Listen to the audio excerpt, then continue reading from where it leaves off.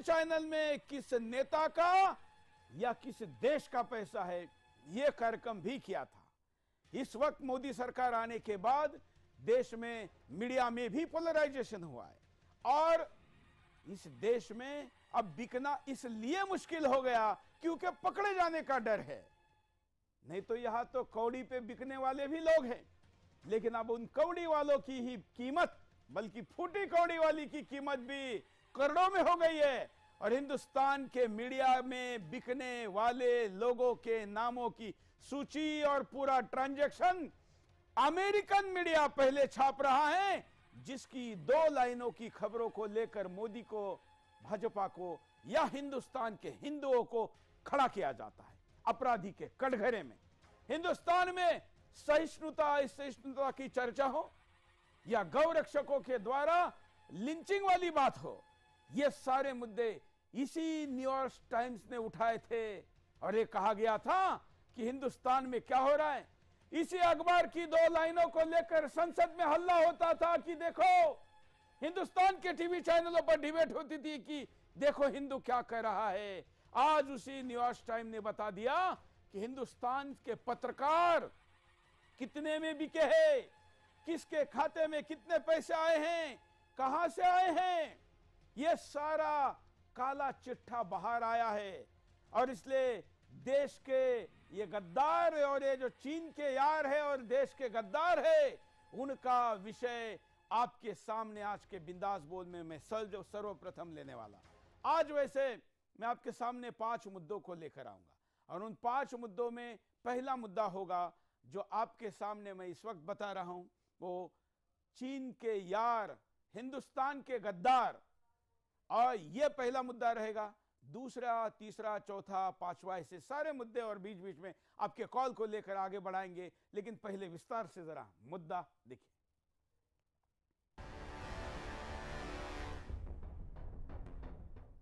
भारत में देशद्रोही ताकतों के साथ मिलकर सरकार और हिंदुओं पर आरोप शराब बोलने वाले अभिसार शर्मा का भंडा फूट गया है, जो अपनी वेबसाइट पोर्टल के द्वारा चीन समर्थित माहौल हिंदुस्तान में बनाने का प्रयास कर रहे थे।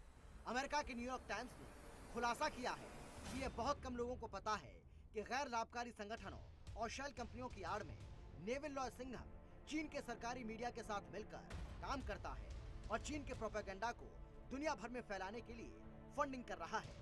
नेविल लॉय सिंघम भारत, ब्राजील, दक्षिण अफ्रीका और संयुक्त राज्य अमेरिका जैसे देशों में प्रगतिशील होने की वकालत करने के बहाने चीनी सरकार के मुद्दों को लोगों के बीच फैलाने में कामयाब रहा है।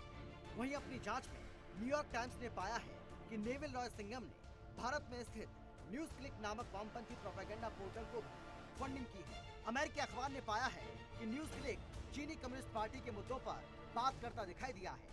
नई दिल्ली स्थित कॉर्पोरेट फाइलिंग से पता चलता है कि नेविल लॉय सिंघम के नेटवर्क में प्रोपेगेंडा पोर्टल न्यूज क्लिक को भी फंडिंग की थी। इसके तहत न्यूज क्लिक ने अपनी कवरेज को चीनी सरकार के मुद्दों से जोड़ते हुए एक वीडियो में कहा था कि चीन का इतिहास श्रमिक वर्गों को प्रेरित करता रहा है। 9 फरवरी 2021 को ईडी ने न्यूज क्लिक के संस्थापक और editor in chief Prabir Purkayastha के घर पर छापा मारा था।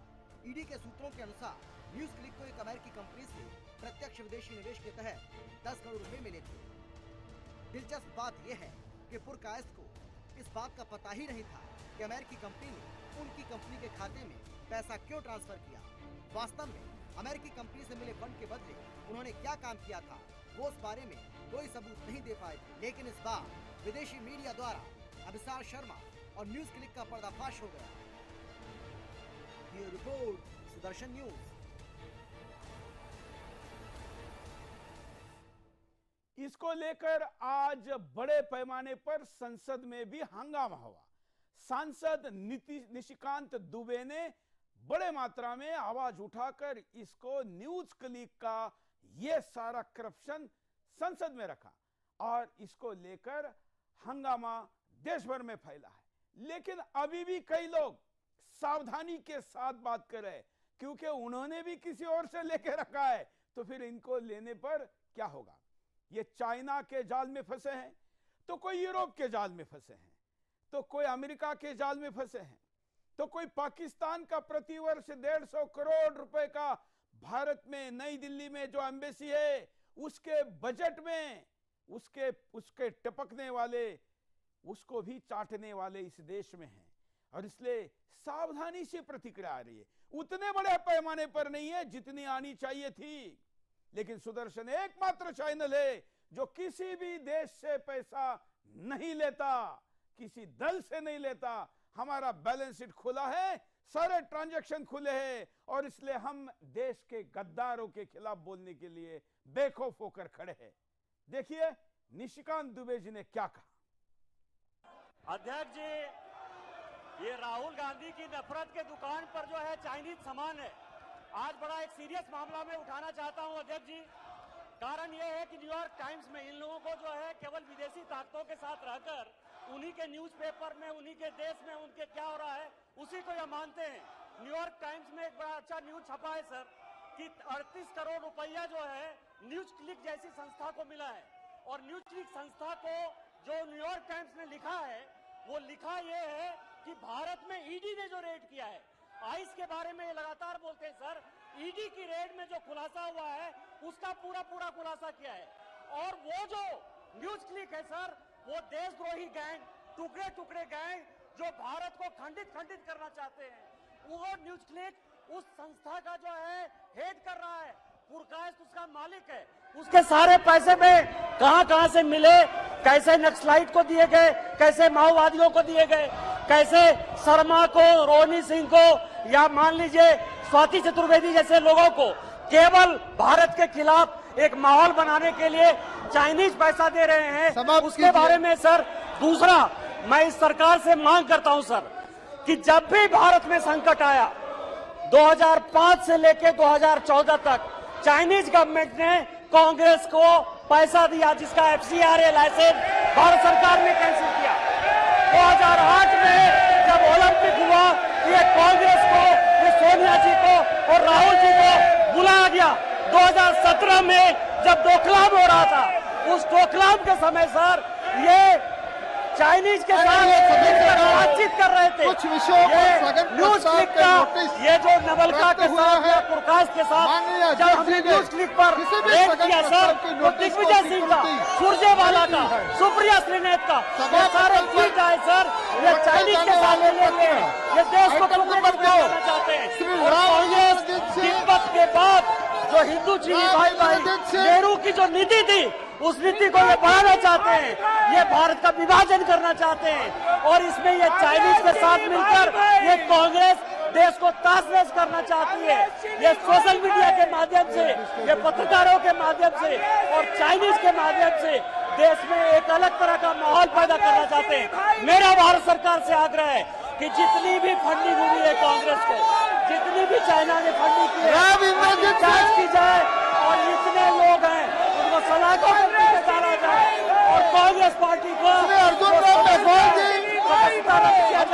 कांग्रेस पार्टी को बैन किया जाए चुनाव लड़ने से। ये आपके माध्यम से भारत सरकार से मांग कर रहा हूं। मेरे नाम के आगे यदि कोई ऑथेंटिकेट करना हो पेपर तो मैं ले करने के लिए तैयार हूँ सर। और इस तरह की गतिविधि मोदी जी के रहते ये संभव नहीं है, हम इसको चलने नहीं देंगे। आप कितना हंगामा कर लो, इंडिया को तोड़ने की ताकत, भारत को तोड़ने की ताकत किसी में नहीं है। हमको छोटी कुर्बानी देनी पड़े।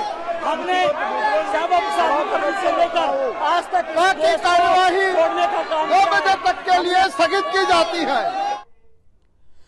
ये तो बस कुछ टेलर है, डिटेल में ये बहुत बड़ी खाई है। और बड़ा मतलब ये तो ऐसा कहा जा रहा है कि चीन ने बस एक कांग्रेस की और इन मीडिया वालों की खुलकर और अधिक खुलकर बात करने के लिए नस दबाई है। वास्तविक आया हुआ फंड बहुत बड़ा है। मैं आपको एक ग्राफिक के द्वारा समझाता हूं कि यह फंड आया कैसे।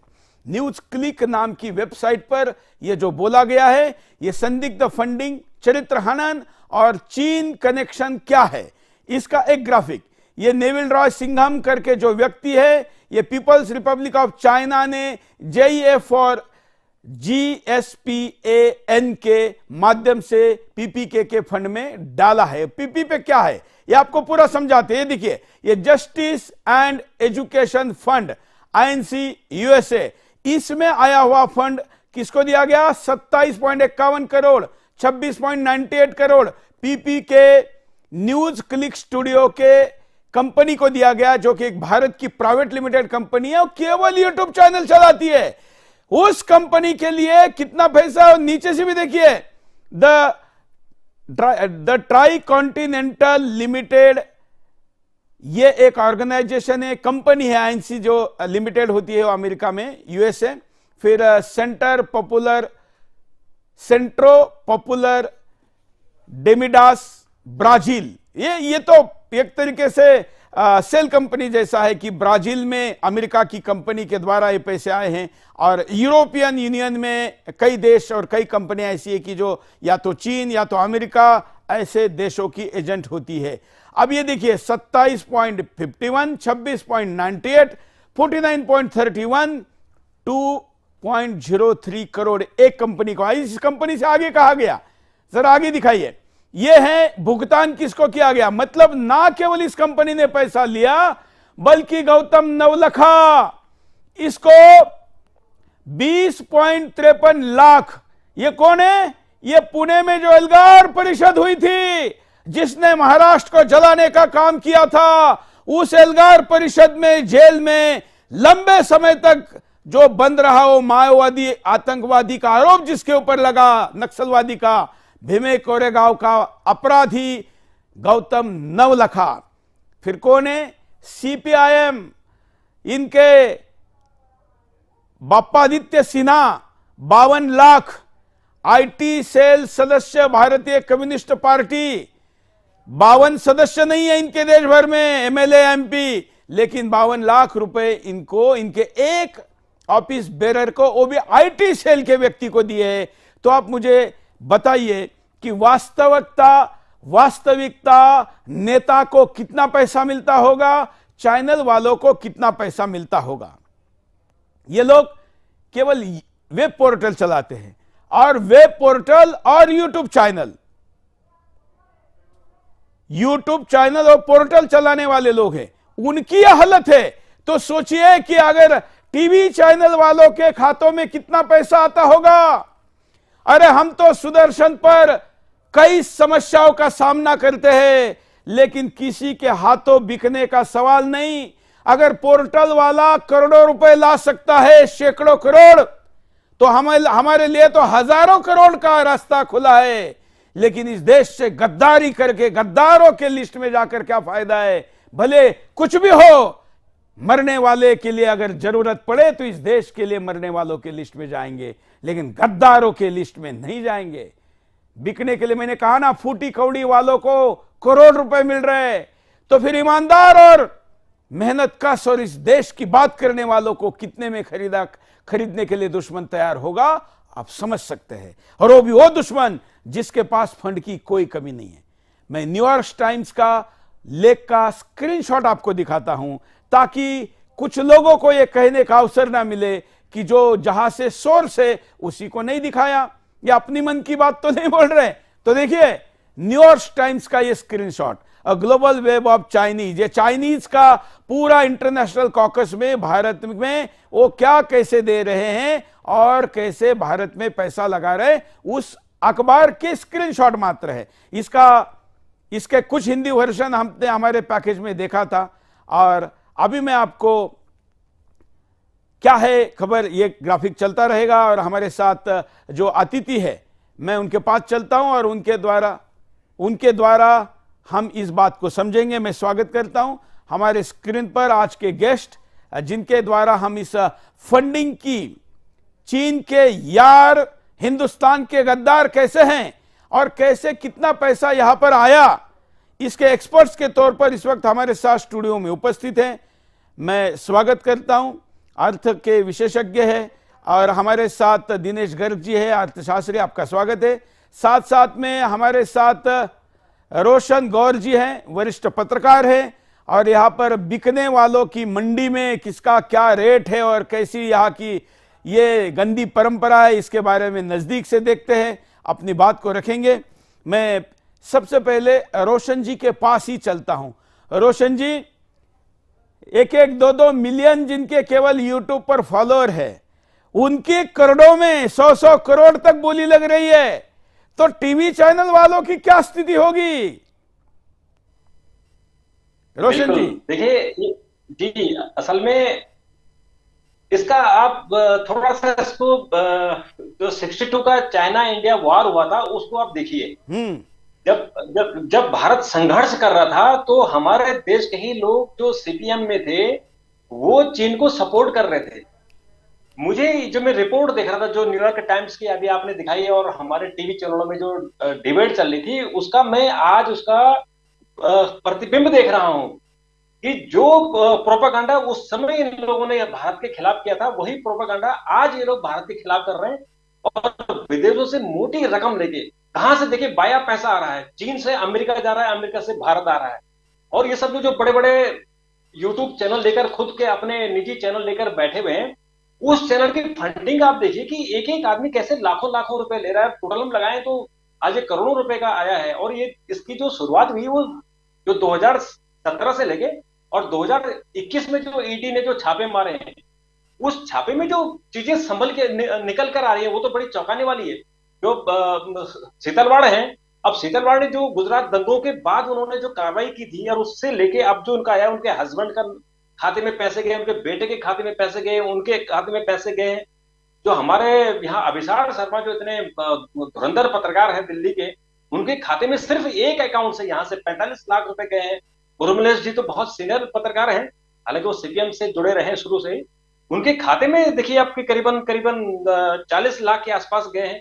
और जो सीपीएम के जो मीडिया सेल की आप बात कर रहे थे, आईटी सेल की, सिन्हा साहब की, उसमें 52 लाख रुपए गए। चलो वो तो आप कह सकते हैं कि वो आईटी सेल के ही इंचार्ज हैं सीपीएम के।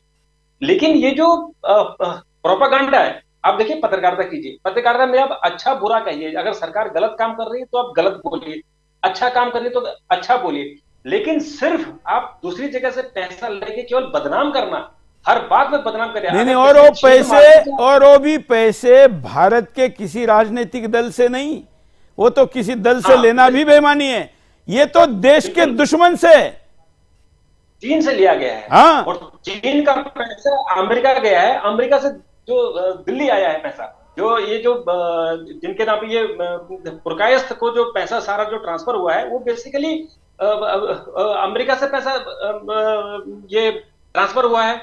तो ये जो इनके जो न्यूज क्लिक है, जो न्यूज क्लिक के बारे में कहा जाता है कि ये इसका असली मालिक कौन है, ये कहने के लिए तो उन्होंने पुरकायस्थ का नाम लिखा हुआ है कि ये पुरकायस्थ ने 2017 में ये कंपनी फॉर्म की थी।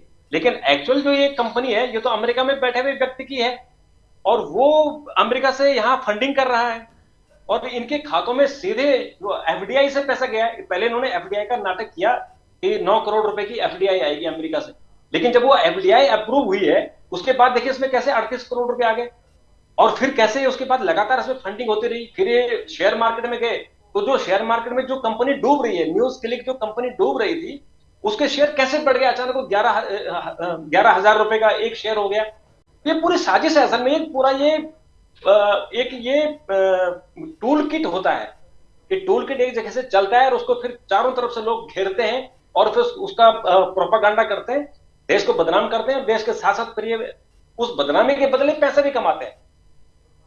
तो ये सारा इनका जो खेल है वो बिल्कुल बिल्कुल। मैं आपके पास दोबारा आता हूं। हमारे साथ दिनेश जी है, दिनेश गर्ग जी, आप थोड़ा विस्तार से बताइए कि दोनों हिस्से बताइए, मतलब जो पत्रकारों को आए वो भी बताइए और जो पार्टी को आए वो भी बताइए। पहले पत्रकारों का बताइए। नमस्कार। ये सबसे पहले आप जैसे सुदर्शन जैसे राष्ट्रवादी चैनल के राष्ट्रवादी दर्शकों को प्रणाम करता हूं और उसके बाद आपको अपनी बात रखता हूं। देखिए, ये जो अभी आपको दिख रहा है, बहुत छोटा सा हिस्सा दिख रहा है। अभी ये 10% दिख रहा है, 90% छुपा हुआ है, बल्कि और छुपा हुआ हिस्सा और ज़्यादा है। इसमें 5 कंपोनेंट हैं। पहला है आपका पत्रकार जगत, जिसको बहुत महत्वपूर्ण राशि मिली हुई है। उसके बाद भी आते हैं कांग्रेस के 3 संगठन। उनमें एक है राजीव गांधी फाउंडेशन, दूसरा है राजीव गांधी चैरिटेबल ट्रस्ट और तीसरा है Rajiv Gandhi institute for contemporary studies. और चौथा है इनके चैनलों के साथ में यूट्यूब चैनल्स हैं, टीवी चैनल्स हैं, इनके पत्रकार। तो ये टोटल 5 कंपोनेंट हैं। अभी दिखने में ये टोटल अमाउंट 150 करोड़ की नजर आती है जो पोर्टल पर उन्होंने डाली हुई है। आपको क्या लगता है ये पत्रकार 150 करोड़ बिक जाएंगे? आपको क्या लगता है पूरी कांग्रेस 150 करोड़ बिक जाएगी? नहीं। जो हमारे हर सरकार अपने बजट में एक गुप्त फंड रखती है वो गुप्त फंड मान लीजिए भारत का 20,000 करोड़ था, जो कांग्रेस की सरकारें थी वो कश्मीर के अंदर जो पहले से एक्टिवेटेड अलगाववादी क्या आतंकवादी संगठन थे उनको देती थी कि वो देश विरोधी कार्यों में व्यस्त रहें, उनको भी तो फंड की जरूरत पड़ती है ना। इसी तरह चाइना के अंदर वो अमाउंट हमारे यहाँ से 18 गुना ज्यादा है, अर्थात वो टोटल अमाउंट भारतीय मुद्रा में 3,60,000 करोड़, 3.6 लाख करोड़, 3,60,000 करोड़ बहुत बड़ा अमाउंट होता है। इसमें से वहां के एक्सपर्ट ग्रुप का कहना है, जो चाइनीज और इंडियन इकोनॉमी पर नजर रखते हैं, उसमें से 1 लाख करोड़ पिछले 4 सालों में भारत के अंदर आया है, और वो 1 लाख करोड़ में से 50% पैसा पत्रकार जगत को गया है। पत्रकार जगत ने उस पैसे को आगे राजनीतिक दलों के साथ उससे शेयर किया है। तो 50,000 करोड़ मोटा मोटा इस देश के पत्रकारों को आया है, और वो सभी पत्रकार वो हैं जो विशेषतः कांग्रेस से जुड़े हैं, कम्युनिस्टों से जुड़े हैं, देश विरोधी गतिविधियों के साथ जुड़े हुए हैं। बाकी जो पैसा गया वो राजनीतिक दलों को गया कि वो समय समय पर उन पत्रकारों को संरक्षण प्रदान करते रहे। तो ये कोई 150 करोड़ की बात करना बहुत बेईमानी आज की तारीख में। ये पूरा अमाउंट 1 लाख करोड़ से ज्यादा है। मैं फिर बताता हूं, आप इसमें ध्यान दीजिए, कांग्रेस जैसे पुराने दल या इतने बड़े बड़े टीवी चैनल्स के पत्रकार, ये संपादक या ये न्यूज पोर्टल चलाने वाले, दबायर एक बड़ा न्यूज पोर्टल है, न्यूज के लिए एक बड़ा न्यूज पोर्टल है। अकेले न्यूज के लिए जैसे एक संगठन को ऑथेंटिक तरीके से 38 करोड़ तो दिख रहा है जो चैनल पे पड़ा हुआ है, जो पोर्टल पे पड़ा हुआ है, बाकी जो नहीं दिख रहा है उसका क्या? तो इस तरह से जब आप पूरी गुत्थी के अंदर जाएंगे तो ये 1 लाख करोड़ रुपया है, ये उन सभी लोगों को बांटा गया जो देश विरोधी चीजों में लिप्त हैं, जो देश को, जो भारत को बदनाम कर सकते हैं, भारत को तोड़ सकते हैं। तो ये अमाउंट की एक बात है मोटा मोटा, इसमें 5 कंपोनेंट है, मैं आपको पहले बता चुका हूं।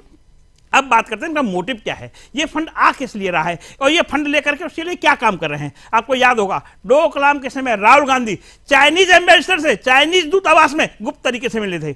अब किसी ने सवाल तो उठाया ना, क्या उन्होंने हमारी मिलिट्री की कोई गोपनीय इंफॉर्मेशन पास ऑन की? क्या उन्होंने हमारे सुरक्षा संबंधी कुछ दस्तावेज उनको दे के आए, या उन्होंने हमारी उस समय की स्ट्रेटेजिक लोकेशंस को उनके साथ शेयर किया? पता नहीं इस पर कब जांच बैठेगी, कब इसकी इंक्वायरी होगी।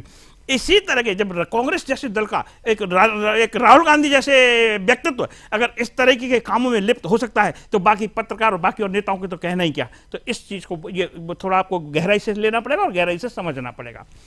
ये सारे जो मोटिव होते हैं, आपने कितनी बार देखा होगा, देश के अंदर कहीं भी हिंसा हो, कहीं भी अपराध हो, कोई भी राजनीतिक दल अपराध के बारे में बात नहीं करता, वो बात करता है कि अब पीड़ित कौन है, पीड़ित किस धर्म से है, पीड़ित किस समुदाय से है, उसका धर्म और समुदाय देख के बात होती है। तो ये क्यों होती है, इसके पीछे क्या है? इसके पीछे है देश विरोधी ताकतों का वो धन जो उन्होंने सिर्फ इसी मोटिव से दिया हुआ है कि आप इस देश को इस तरीके से बदनाम करिएगा। कभी वो लोकतंत्र पर खतरा बताते हैं, कभी लोकतंत्र में, कभी इमरजेंसी का, कभी हिटलर शाही का रोना रोते हैं, कभी लोकतंत्र खतरे में, इस तरह की बातें करते हैं। ये सारी स्क्रिप्ट उन देशों के द्वारा दी जाती है जो देश इनके फंडिंग पैसा उपलब्ध करवा रहे हैं।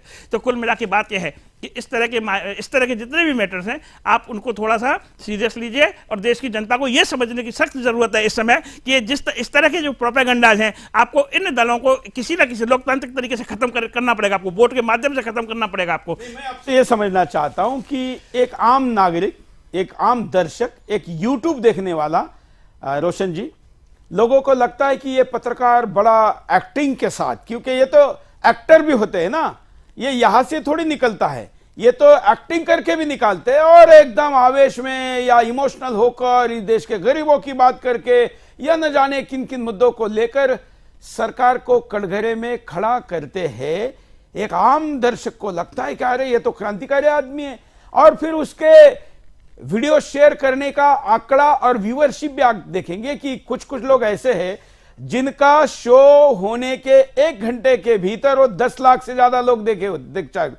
अगर हम YouTube का एल्गोरिथम देखेंगे, जो टेक्निकल उसका पार्ट है जो आम दर्शक समझ नहीं पा रहे होंगे, तो हमें यह ध्यान में आता है कि उनके लिंक को भारत के बाहर के कई देशों के सर्वरों ने क्लिक करवाया है। मतलब जो एक्चुअल व्यूअरशिप है उतनी नहीं है जितनी वहां दिख रही है, यूट्यूब के नंबर में दिख रही है। लेकिन कोई भी दर्शक 1 घंटे में किसी के लाख से ऊपर जब दर्शक चले जाते, खास करके 5 लाख 10 लाख के ऊपर चलते, तो लोग उसको देखने लग जाते हैं, वो उसको वायरल मानते हैं, और फिर वो व्यक्ति उसका ब्रांड बन जाता है, लोग उस पर भरोसा करने लगते, सच्चाई मानने लगते हैं। लेकिन वास्तविकता ध्यान में आता है कि ये तो क्लिक भी चाइना ने करवाया है, ये सारे व्यूज जो दिख रहे हैं वो भी चाइना ने दिए हुए हैं, यहां तक कि जो सब्सक्राइबर अमाउंट आता है, लाइक, वहां पर अलग अलग टिकर आते हैं, वो भी सब पेड़ है।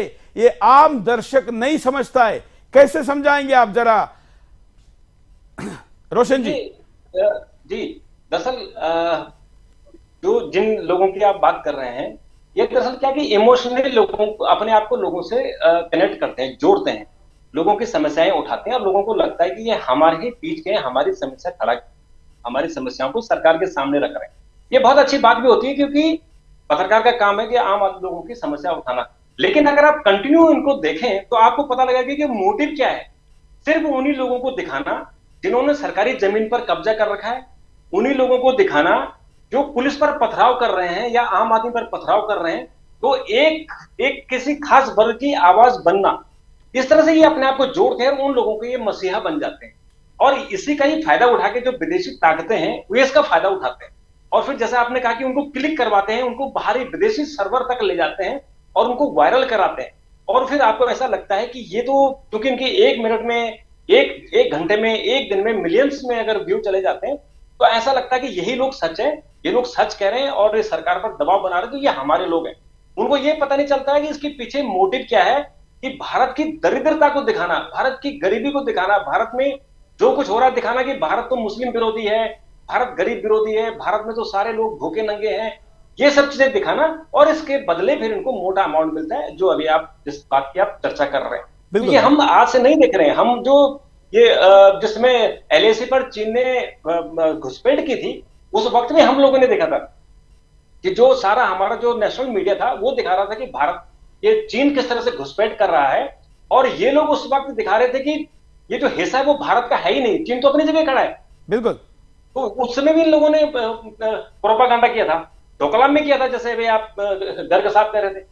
तो सवाल ये है कि ये एक मोटिव्स के हिसाब से चलते हैं और जो हमारा भारतीय समाज है, जो भारत के जो गरीब लोग हैं, उनके दिमाग को भी ये झकझोर देते हैं, उनके दिमाग को भी ये सरकार के विरोध में खड़ा कर देते हैं। मैं यहाँ सरकार का पक्ष नहीं रख रहा हूँ, बिल्कुल मैं कह रहा हूँ कि ये जो गौतम रोशन जी, सरकारों के विरुद्ध तो बोलना पत्रकार का काम है। हम भी बोलते हैं, बुरा काम करे तो बोलना चाहिए, नहीं तो पत्रकार किस काम का? जहां पर न्याय होना चाहिए और नहीं होता है तो बोलना चाहिए। आप देख रहे हैं कि हमने मेवात में सरकार की विफलता के खिलाफ आक्रामकता से हिंदुओं का साथ दिया और देते भी है। जो भी किसी की भी सरकार रहे, हम तो 2 दशक से चलने वाले 18 वर्ष हमको अभी 2 दिन में पूरे हो जाएंगे, चैनल चल रहा है, कंपनी को 20 वर्ष पूर्ण हो जाएंगे। हम ये कहते हैं कि अगर आप किसी का पैसा लेके पत्रकारिता कर रहे हैं तो पहले तो आप पत्रकार नहीं है, उनके एजेंट है। और पैसा विदेश से लेकर कर रहे हैं तो आप विदेशी एजेंट है। और अगर शत्रु राष्ट्र से पैसा लेकर कर रहे हैं तो तब शत्रु के एजेंट हुए।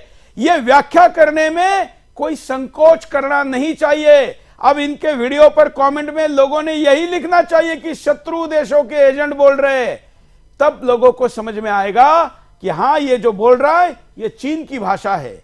नहीं तो लोगों को लगेगा कि ये तो हिंदुस्तान के लोगों की भाषा है, लेकिन ये तो चीन जो चाहता है वो यहां पर सेट किया जाता है। मैं दर्शकों को एक बात और अपडेट दे दूं, किसी भी देश में नैरेटिव सेट करना, इसके लिए इन्फ्लुएंसर होते हैं। नैरेटिव सेट करना मतलब एक विशिष्ट प्रकार के विचार को प्रसारित करने के लिए नैरेटिव कहते हैं। वो विचार किसी घटना के प्रति, किसी व्यक्ति के प्रति, किसी सरकार के प्रति बनाया जाता है।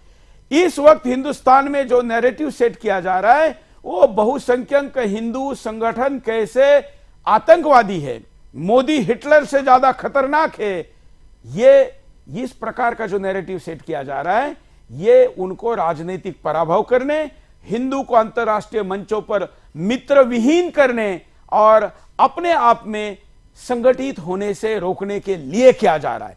यह सब कुछ करने के लिए हजारों करोड़ रुपए इस देश में आ रहे हैं, बल्कि अब तो लाखों करना पड़ेगा, क्योंकि दिनेश जी कह रहे हैं कि यह आंकड़ा उनके लिए 1 लाख करोड़ कोई बड़ी बात नहीं है। सीक्रेट फंड जो इन्होंने बात की उसको कहते हैं सीक्रेट फंड, हर सरकार के पास होता है।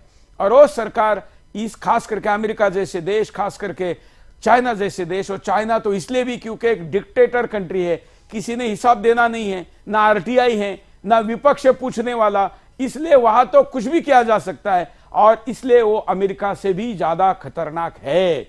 और उनका ये खतरनाक रुख 24 के पहले दिखेगा, इसकी भविष्यवाणी हमने आपके पहले कई बार की है। तो तो ये जो इन्फ्लुएंसर हैं, जिनके ट्विटर पर लाखों में फॉलोअर है, जिनके यूट्यूब पर लाखों में फॉलोअर है, ये लोग ओपिनियन बनाते हैं, लोगों की राय बनाते हैं, और ये राय बनाने का काम चीन से प्लान किया जाता है कि अब क्या राय बनानी है।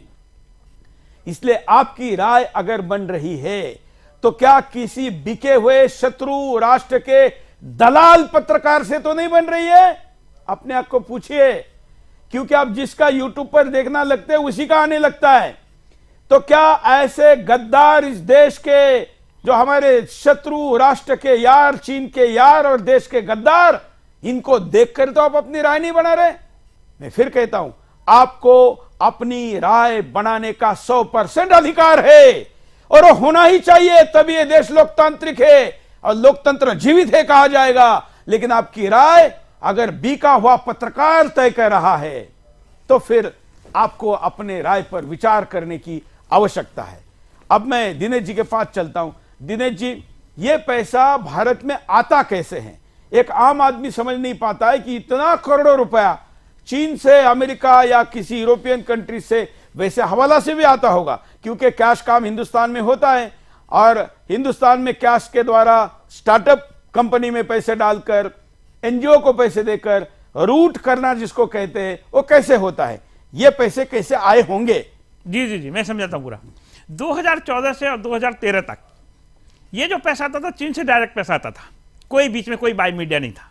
लेकिन जैसे ही सरकारें बदली, उन्होंने अपना रुख बदल लिया। उन्होंने अपना एक विश्वसनीय पार्टनर और शामिल कर लिया, वो है अमेरिका। है आज की तारीख में अमेरिका से हमारे संबंध ठीक हैं, अच्छे हैं, लेकिन फिर भी उन्होंने जो किया है, जो उन्होंने पाप किया है, उसको नहीं अनदेखा किया जा सकता। क्योंकि चाइना के फंडों पर सरकार ने रोक लगाई थी और हमारे देश के अंदर करीब 40,000 एनजीओ को बंद किया था, इसलिए चाइना का सारा रूट बंद हो गया। फिर क्या हुआ? लेकिन वो पाप कर्म बंद नहीं हुए। फिर उन्होंने चाइना से फंड को अमेरिका ट्रांसफर किया, और अमेरिका ने विभिन्न कंपनियां बना के अलग अलग कंपनियों के माध्यम से, अलग अलग चैनलों के माध्यम से उस पैसे को छोटे छोटे बड़े बड़े टुकड़ों में मिला करके उस पैसे को करीब 1 लाख करोड़ से ज्यादा की अमाउंट इस देश के अंदर डाल दिया है। और ये जो 1 लाख करोड़ रुपया है ना, ये पिछले 3 से 4 सालों के अंदर अंदर आया है। इससे पहले कितना चाइना ने डायरेक्ट पैसा दिया था, उसका कोई हिसाब किताब नहीं है किसी भी एक्सपर्ट के पास में। तो ये एक बार समझने वाली बात है। दूसरा, मैं एक बात और कहना चाहता हूँ, इन्होंने जो पाप किया है, इन्होंने देश के साथ जो गद्दारी की है, वो एस्टेब्लिश हो चुकी है। उस पर कितनी बहस कर लीजिए, कोई बात नहीं। अब सवाल है इनका इलाज क्या होना चाहिए। अगर 2024 से पहले इस देश के 10 से 15 पत्रकारों को सजाए मौत, इनको फांसी नहीं दी गई, तो ये बहुत बड़ा अनर्थ हो जाएगा। इनको आप फांसी की सजा सुनाइए। 2024 से इलेक्शन से पहले फांसी भले ही बाद में दे दीजिएगा और 3 साल का केस चलने दीजिए, लेकिन एक बार न्यायालय के सामने इनके खिलाफ एक फांसी के ऑर्डर्स आने चाहिए, इनको सजाए मौत के ऑर्डर्स आने चाहिए। अदरवाइज इससे पहले इस देश के अंदर इस देश को चलाना बहुत मुश्किल है, इस देश को बनाए रखना बहुत मुश्किल है। ऐसा है मैं हमेशा ये बात कहता हूं। मैं कहता हूं कि गद्दारों को मृत्यु दंड देना चाहिए, लेकिन मच्छर को मारने के लिए तोफ नहीं दागनी चाहिए। इनको शहीद नहीं करवाना चाहिए कि सरकार ने या न्यायालय ने इनको ऐसी फांसी और ये सजा दी थी तो ये तो महात्मा बन जाएंगे और फिर सर पे बैठ जाएंगे। इनका पैसे का फंड एक्सपोज करिए, सत्य लोगों के सामने रखिए और उसको बंद कर दीजिए। वो बंद होते ही ये कैसे बंद हो जाएंगे ये लोगों के सामने आ जाएगा। अरे भाई, अगर तुम अपने बलबूते चल रहे हो, पीछे का नल पानी का बंद हो गया, तुम सूखे हो गए, तो इसका मतलब तुम उसी पे टिके हुए थे। ये ज्यादा दिखाना जरूरी है। मेरे हिसाब से रणनीति तो यही कहती है, अन्यथा इनको इस प्रकार की सजा के बाद करना, इसका मतलब इनको शहीद करवाना, महात्मा बनाने जैसा है। शायद रोशन जी मेरे से सहमत होंगे। जी, ऐसा है कि हमारे देश में तमाम कानून हैं, और जब से प्रधानमंत्री नरेंद्र मोदी सत्ता में आए हैं, इन्होंने उन कानूनों को मजबूत किया जहां से लीकेज होती थी। ये जो पकड़ में आए हैं 2017 में, ये पकड़ में इसलिए आए हैं कि जो हमारा पीएमएलए कानून है उसको मजबूत किया गया है, जो विदेशों से फंड आ रहा है उसको मजबूत किया गया है। अगर आपको याद होगा तो जो हमारे ये एनजीओज थे, उनको फॉरेन फंडिंग बहुत ज्यादा होती थी, लेकिन सरकार ने उसको रोक दिया कि ये फॉरेन फंडिंग का इस्तेमाल भारत में जो ये पर्यावरणविद है, पर्यावरण के नाम पर देश के विकास के कार्यों को रोक रहे हैं, तो इनकी फंडिंग रोकी गई। फिर ये तिलमिलाए, फिर ये सुप्रीम कोर्ट गए, और फिर इनको भी जो 2017 में ये लोग पकड़े गए, 2021 में जो ईडी ने इन पर छापे मारे, तो ये रूट कैसे इनका पता लगा कि ये जो है रेमिटेंस करते थे, यानी चीन का पैसा अमेरिका जाता था और अमेरिका से वो रेमिटेंस होके एक ये जो न्यूज एजेंसी है उनके खाते में आता था, और फिर वो यहाँ हिंदुस्तान में उसको भारतीय मुद्रा में यहाँ पैसा उनको बांटते थे। तो ये रेमिटेंस का चक्कर था, इसलिए पकड़े गए। अगर ये हवाला से ये आता या दूसरे तरीके से आता ये तो तब शायद ये नहीं पकड़े जाते, लेकिन उन्होंने रेमिटेंस किया तो ये इसलिए पकड़े गए। अब जहां तक इनकी सजा की बात है, पीएमएलए कानून हमारा बहुत तगड़ा है, बहुत सख्त है, उस कानून में इनको 10-10 साल की सजा हो सकती है। अगर ये जैसे ईडी का केस ऑलरेडी चल रहा है, 2021 का जो मुकदमा है वो ऑलरेडी चल रहा है, और जो सीतलवाड़ की हम बात कर रहे थे उन पे और भी मुकदमे चल रहे हैं, उनको भी सुप्रीम कोर्ट ने जमानत दी है। तो अब इनका जो मामला है, निश्चित तौर पर जब ये ईडी की सुनवाई शुरू होगी, अभी कोर्ट में है तो अब इसकी ट्रायल शुरू नहीं हुई है, जब ट्रायल शुरू होगी तो शायद और चीजें सामने आएंगी। और जो लेटेस्ट आया है, ये न्यूयॉर्क टाइम्स ने जो खोदा है, इससे मुझे लगता है कि ईडी के केस को और मजबूती मिलेगी, और इस बीच और भी प्रूफ इकट्ठे किए होंगे ईडी ने, वो भी कोर्ट के सामने आएंगे। और मुझे लगता है कि जैसे आपने कहा कि ये शत्रु देश से पैसा लिया गया है, तो शत्रु देश से पैसा लेना तो शत्रु के बराबर होता है।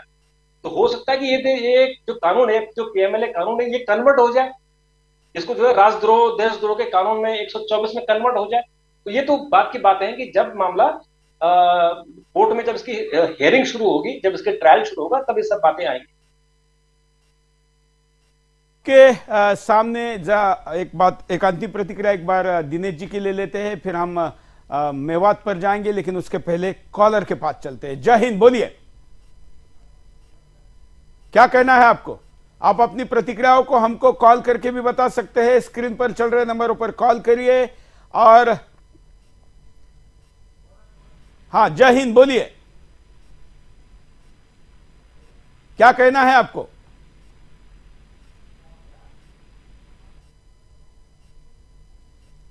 शायद तकनीकी कारणों से अभी संपर्क नहीं हो पाया है। मैं तब तक दिनेश जी की प्रतिक्रिया लेता हूं, फिर हम दर्शकों के पास जाएंगे। हाँ दिनेश जी, मैं इसमें ना एक छोटी सी बात ऐड करना चाहता हूं। जैसे अभी आपने कहा ना, उनको अपना टेप बंद कर दीजिए, उनको जो राशन पानी बंद हो जाएगा तो खुद ही मर जाएंगे। इस देश की व्यवस्था ऐसी नहीं है। उनको राशन पानी देने के लिए कोई नया देश तैयार हो जाएगा, क्योंकि हमारे यहाँ गद्दारों की कमी नहीं है। देखिए अभी चाइना में क्या हुआ, वहाँ के लॉ मिनिस्टर ने 2.25 करोड़ की रिश्वत ली चाइनीज मुद्रा के अंदर। उस लॉ मिनिस्टर को 3 साल बाद सजाए मौत दे दी, और उसको सजा फांसी हुई है, अभी कुछ दिन पहले ही हुई है। तो चाइना से कुछ चीजें सीखने वाली भी हैं, निस्संदेह वो हमारा शत्रु राष्ट्र है। लेकिन जब तक हम ऐसे 15, 20, 25 पत्रकारों के समूह को एक मुश्त सजाए मौत नहीं देंगे, एक मुश्त उनको फांसी पर नहीं लटकाएंगे, ये देश सुधरने वाला नहीं है। मैं फिर बताता हूं आपको, आप इसे जितना मर्जी कंप्रोमाइज कर लीजिए, जितना मर्जी सोफिस्टिकेटेड तरीके से हैंडल कर लीजिए, लेकिन आपको एक एग्जाम्पल सेट करना ही पड़ेगा। क्यों ना हम किसी राजनीतिक दल के बड़े नेताओं मैं थोड़ा सा इस शब्द प्रयोग से असहमत हूं कि पत्रकार को फांसी दीजिए। ये पत्रकार नहीं है, मैं वही तो बात कहना चाह रहा हूं। आप पत्रकार को फांसी, ये शब्द प्रयोग गलत है। ये पत्रकार नहीं, ये शत्रु देशों के एजेंट है। इनको हम पत्रकार कह के क्यों सहानुभूति दे रहे? बिल्कुल मान लिया पत्रकार के बजाय मेरा शब्द रिप्लेस कर दिया। गद्दार को तो जो चाहे देना चाहिए, वो सजा देने में क्या हर्ज है, लेकिन वो पत्रकार के नाम पे नहीं देनी चाहिए। बिल्कुल मान लिया। ये इनको पत्रकार कहना, हम जैसे लोग जो अन्य इतनी विपरीत परिस्थिति में, सोनिया राज में भी हमने 9 साल चैनल चला, और इस सरकार में भी 9 साल से चला रहे, 18 वर्ष से चल रहे, स्थापना होके 20 वर्ष हो रहे।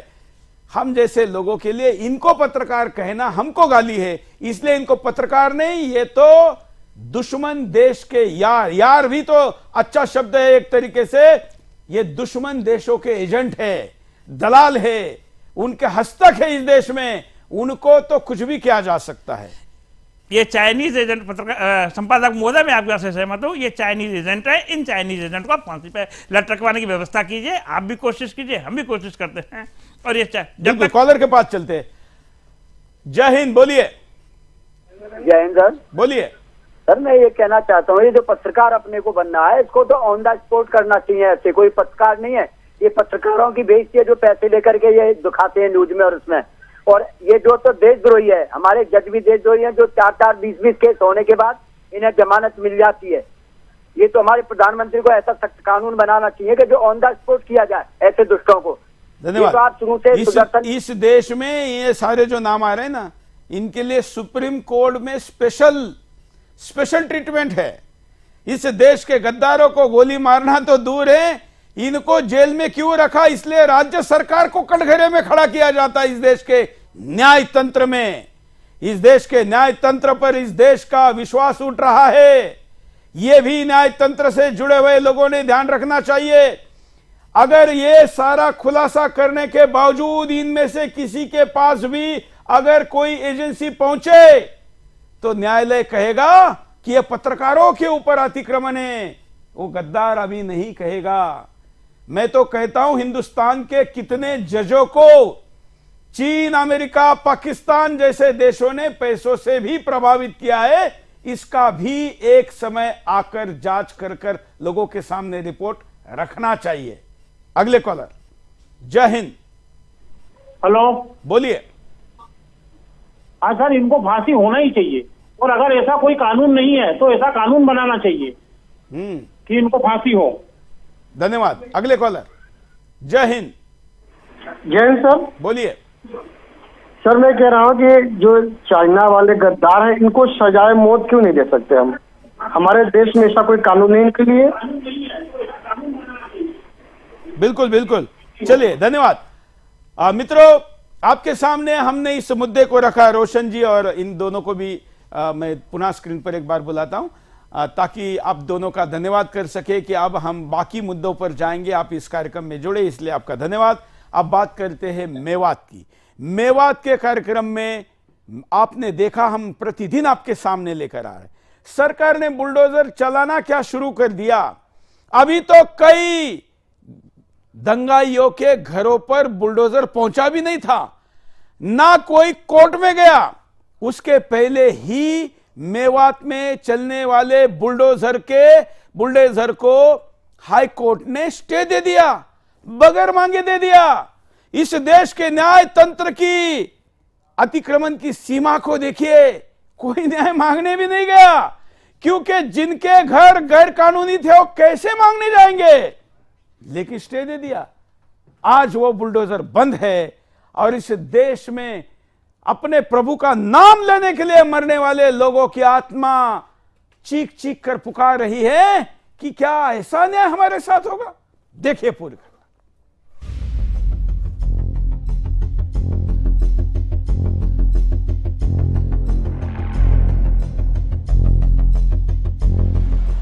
हरियाणा के मेवात में दंगाइयों के घरों पर जो बुलडोजर चल रहा था वो रुक गया है। भगवा यात्रा पर मेवात में जिन मकानों दुकानों से पथराव किया गया था, गोलियां चलाई गई थी, खट्टर सरकार का बुलडोजर उन मकानों को, दुकानों और संस्थानों को पत्थर के ढेर में बदल रहा था।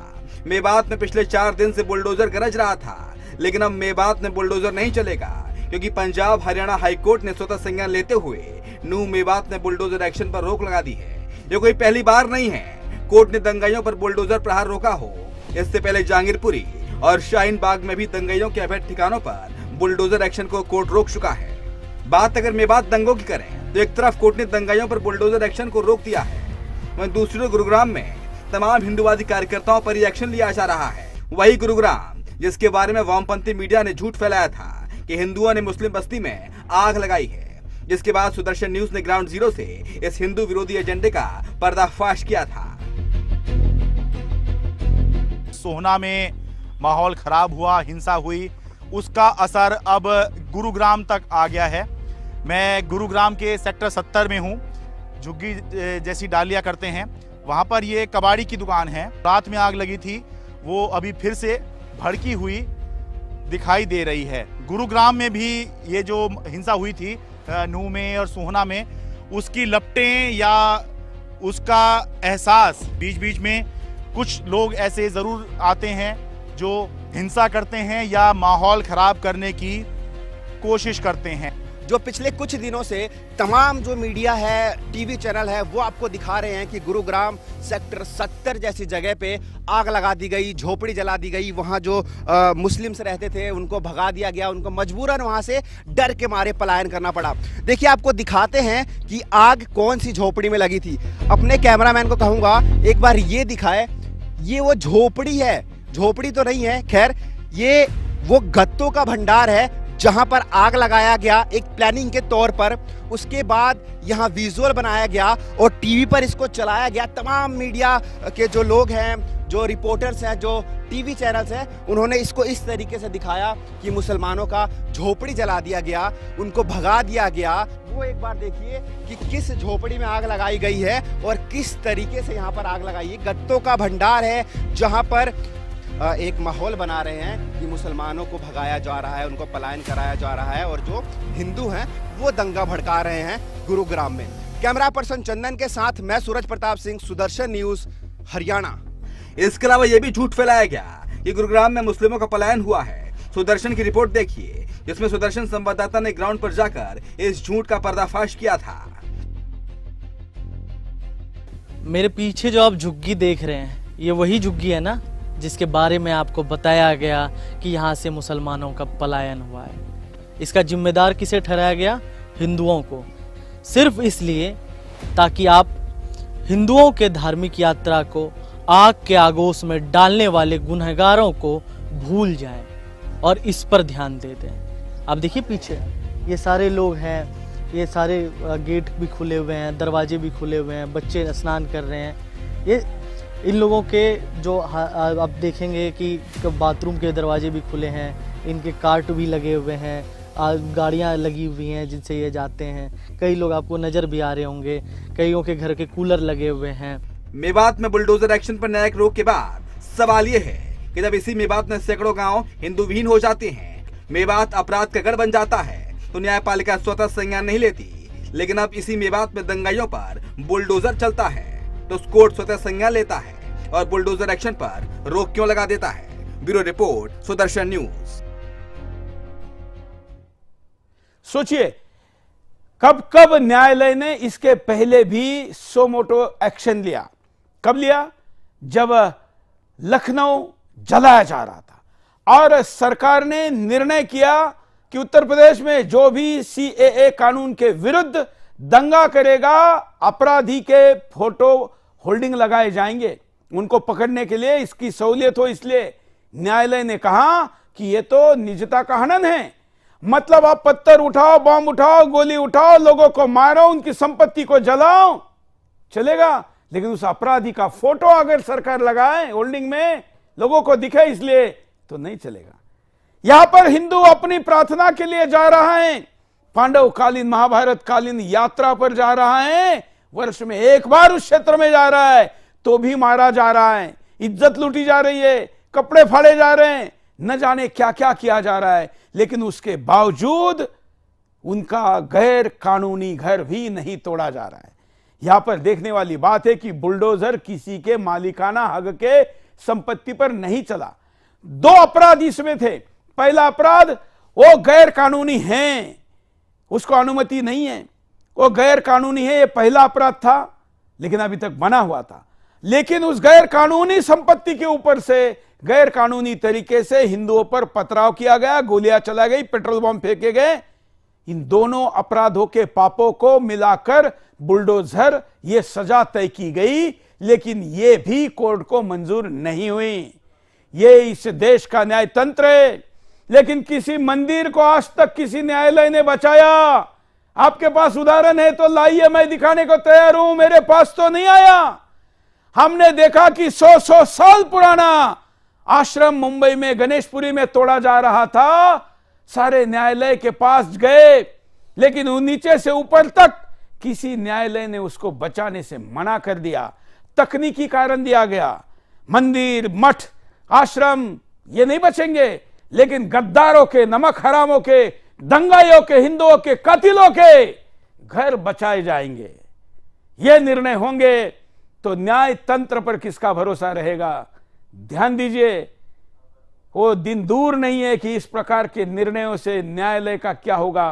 खैर, अलग से इस पर बात करेंगे। कॉलर के पास चलते हैं, उसके बाद मैं आपको मेवात के दंगे का बदला या मेवात में चल रहे बुलडोजर का बदला दिल्ली में हिंदू की हत्या से कैसे लिया गया ये दिखाऊंगा। एक कॉलर के पास चलते हैं। जय हिंद, बोलिए। जय हिंद सर। बोलिए। जय हिंद सर। मैं ये बोलना चाहता हूँ कि अभी हम लोग 2023 में है, फिर भी 1860 का पीनल कोड चल रहा है।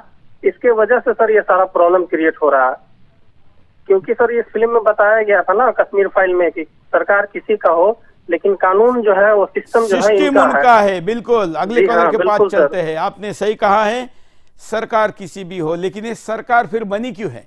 ये सरकार बनाने वालों का काम है कि सिस्टम सुधारा जाए, नहीं तो एक और विक्टिम कार्ड खेलेंगे कि अरे भाई सिस्टम अभी भी उन्हीं का है, तो फिर आप क्या करें? बदलिए ना। आपको इतना जन समर्थन क्यों दिया है? अगले कॉलर। जय हिंद। जय हिंद सर, बोलिए। अरे जो है ना हाई कोर्ट ने एसटी दे दिया, हिंदू मरने पे एसटी नहीं दिया, मंदिर तोड़ने पे एसटी नहीं दिया, हमारे लोग जवान मार दिए, हमारी बहन बेटियों कपड़े उतार करके इन्होंने बेइज्जती करी है, हाई कोर्ट ने कैसे दे दिया? या तो ये इसमें जो बीज गलत पड़ा हुआ है जज के अंदर, या इसको फंडिंग का पैसा मिला हुआ है इसमें। हमारे कानून व्यवस्था प्रधानमंत्री को 56 इंची का सीना दिखाना चाहिए और खट्टर जी को दिखाना चाहिए कि भाई ये ऐसा कैसा दे दिया एसटी, तो एक्शन होना चाहिए जज के ऊपर। बिल्कुल। तो ये आपके सामने मुद्दा मैंने दिखाया, क्योंकि आज मैं कई मुद्दे ले रहा हूं, तो इस मुद्दे पर भी आपको बात की। अब मेवात की ही बात, क्योंकि मेवात दिल्ली लगा हुआ है, राष्ट्रीय राजधानी क्षेत्र है। मेवात में चल रहे बुलडोजर का या वहां चल रहे हत्याकांड का सिलसिला दिल्ली में भी चल रहा है। यहां पर भी हिंदुओं पर हमला किया गया, 2 घायल हो गए और 1 का बलि लिया गया।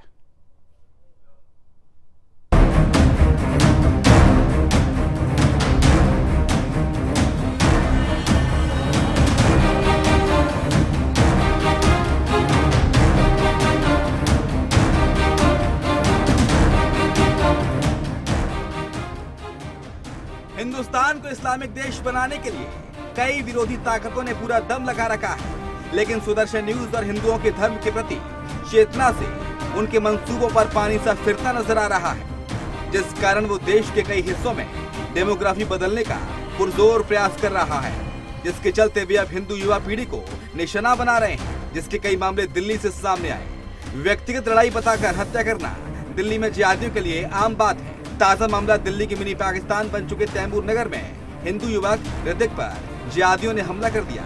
इस जानलेवा हमले में जिहादियों ने चाकू के साथ लाठी डंडों से भी बारिश कर दी, जिस कारण ऋतिक की मौत हो गई। हत्या के कारणों से पता चला कि जिहादियों में मेवात हिंसा को लेकर गुस्सा था, जिसको उतारने के लिए हिंदू युवकों को निशाना बनाया गया। बता दें कि शाहरुख, शोएब और मासूम ने सिर्फ ऋतिक को ही चाकू नहीं मारे, बल्कि 2 और हिंदू युवकों पर भी चाकू मारकर घायल किया। लेकिन मामला इतना ही नहीं है, दिल्ली पुलिस पीड़ित हिंदू परिवार पर ही दबाव बनाते दिखी।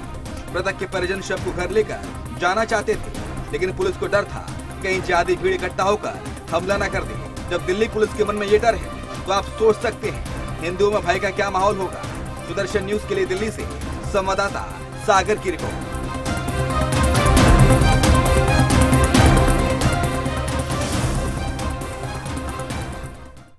यहां पर भी पुलिस, ये जो पुलिस है ये वही दिखा रही है जो वहां दिखा रही थी।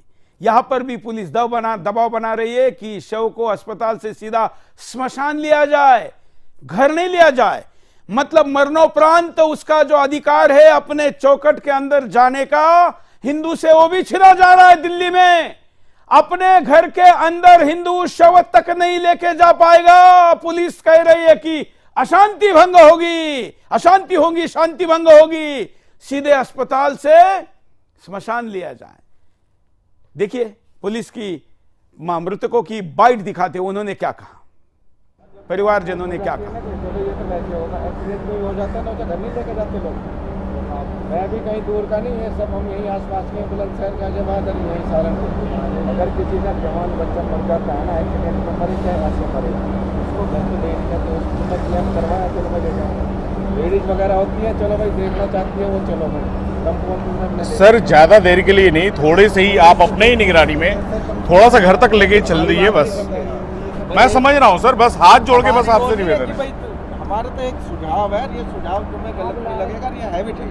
नहीं ठीक है आपकी तरफ से, बस थोड़ी सी बस। अगर हम चलो एक बार बिलीव करते, चलो इनका पैतृक गांव होता, ये पैतृक गांव होता इनका तैमूर नगर, वो भी बात जाएगी। अरे ऐसी क्राइम में इसका चाचा रह रहा, ऐसी इसका पापा वहाँ रह रहा है NFC में, अगर ये इनका गांव होता तो भी चलो भाई वहाँ चलते हैं। इसमें कोई ऐसी वो नहीं, सुमत बना हुआ, सब आप माहौल बिगड़ सकता है। तुम भी होगे, 4 तुम्हारी कहेंगे, 4 उनकी कहेंगे। मैं समझा रही है, ऐसा बात होती है ना तो जरूर लेके चलते। एक नया इंसिडेंट हो सकता है, नया इंसिडेंट होगा भाई। तुम्हारे आदमियों का पर सर जब आप लोग हैं, अरे यार हम कितने लोग होंगे? पुलिस के होते हुए कितने अब तुम यहाँ 100-150 आदमी हो रहे हो। एक आदमी कुछ करने के लिए बस इतने उधर के हो जाए, पुलिस कितनी होगी? 20 आदमी होंगे, 40 होंगे, या हम गोली मारेंगे? किसी को गोली थोड़ी मारेंगे, तुम्हारी पार्टी वालों को या उनकी पार्टी वालों को। अगर तुम्हारे ये गाँव होता तो हमें कोई दिक्कत नहीं। सोची भी जाती है, तुम पढ़े लिखे हो, पढ़े लिखे हो, इसी वजह से मैंने तुम्हें अलग बुलाया। तो अपने जो घर की औरतें हैं उन्हें बुला लो और यहीं आप रोक के जो भी करना है वो करके। अलका जी हम भी कितना दुर्भाग्यपूर्ण है कि जीते जी भी पुलिस जाने नहीं दे रही है भगवान के दर्शन में, और मरने के बाद भी नहीं जाने दे रही है। ये 2023 का हाल है। बार बार कह रहा हूं कि ये आपका हाल है तो 25 सालों बाद आपको अंत यात्रा भी नसीब होगी क्या? क्योंकि कई जगह पर कहा जा रहा है कि यहां मुसलमान ज्यादा हो गए हैं और अंत यात्रा हमारे जलाना हमारे लिए हमारे मान्यता में नहीं है, इसलिए हमारे सामने मत जलाइए। कई मुस्लिम देशों में मरने वाले हिंदुओं को दफनाना पड़ता है। यह आज की स्थिति है। आज हिंदुस्तान में कई महिलाएं बाजार जाती है मुस्लिम बहुल क्षेत्र में तो बुर्खा पहनकर जाती है, क्योंकि वैसे खुलकर नहीं जा सकती। बांग्लादेश पाकिस्तान के हिंदुओं के साथ ही नहीं, हिंदुस्तान के हिंदुओं के साथ भी हो रहा है। तो आपके मरने के बाद का भी सम्मान नहीं है, जो आपका नेचुरल राइट है वो तक आपको नहीं है। सागर से जरा अपडेट लेते हैं शॉर्ट में। सागर का क्या स्थिति है इस वक्त? आखिर शव का आगे क्या हुआ?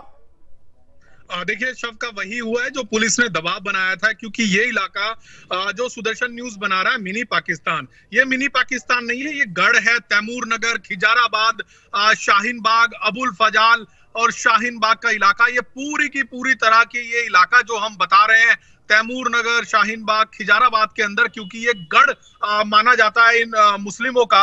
और यहाँ पर पहले जिहादी ने एक हिंदू युवक ऋतक की पीट कर डंडे से, बांग्लादेशी घुसपैठी बताए जा रहे हैं वो सारे के सारे, और उन्होंने कैसे घेर कर हिंदू युवक की उसके साथ जो 2 दोस्त और थे उनके साथ पीट कर मारा। और जो दिल्ली पुलिस ने दबाव बनाया था, क्योंकि बेहद गरीब परिवार ये था, किराए पर ये रहता था, पुलिस के सामने झुका। और जो प्रोटेस्ट करने वाले थे जो लोग हिंदू लोग, उनको भी प्रोटेस्ट करने की इलाके के अंदर परमिशन नहीं दी गई। भारी पुलिस बल लगाकर वहां से उन लोगों को सबको हटाया गया। तो कुल मिलाकर दिल्ली के अंदर ये पहला ऐसा हम लोगों ने दिखाया कि दिल्ली पुलिस ने किस तरह का, हालांकि वो जरूर इस तरह का दबाव बनाती आई है, लेकिन ये कैमरे पर पहली बार हम लोगों ने रिकॉर्ड किया और दिखाया कैसे अगर मिनी पाकिस्तान जैसे इलाके हैं, जो मुस्लिम इलाके हैं, वहां पर आपको पूरी तरह से अंतिम संस्कार भी करने की अनुमति नहीं दी जाएगी। क्योंकि पहले चाकुओं से जिहादियों ने मारा, उसके बाद वो बच्चे की माँ जो थी वो अपने बच्चे के अंतिम दर्शन करना चाहती थी, लेकिन उसके वो अंतिम दर्शन तक करने के लिए इजाजत नहीं थी। बिल्कुल ठीक उसी स्टाइल में हाथ यहाँ पर पुलिस ने खड़े कर दिए कि हमारे पास पर्याप्त पुलिस बल नहीं होगा, अगर उधर से भीड़ आएगी तो हम क्या कर लेंगे। तो कुल मिला के अंदाजा लगाइए आप, यहाँ पर हिंदुओं को सुरक्षा जो है अब अपनी वो कैसे। इस खबर पर बने रहना, हम इसका अपडेट आपके सामने, दर्शकों के सामने बाकी समय में भी देते रहेंगे। आज कई मुद्दे बचे हैं, कल उस पर आपके सामने लेकर आएंगे। अब मैं प्रयास कर रहा हूं कि प्रतिदिन आपके सामने आऊं और आपके हृदय के अंदर धधकती ज्वाला के लोगों के सामने रखूं, सरकार के सामने रखूं। आज के लिए इतना ही, धन्यवाद, जय हिंद।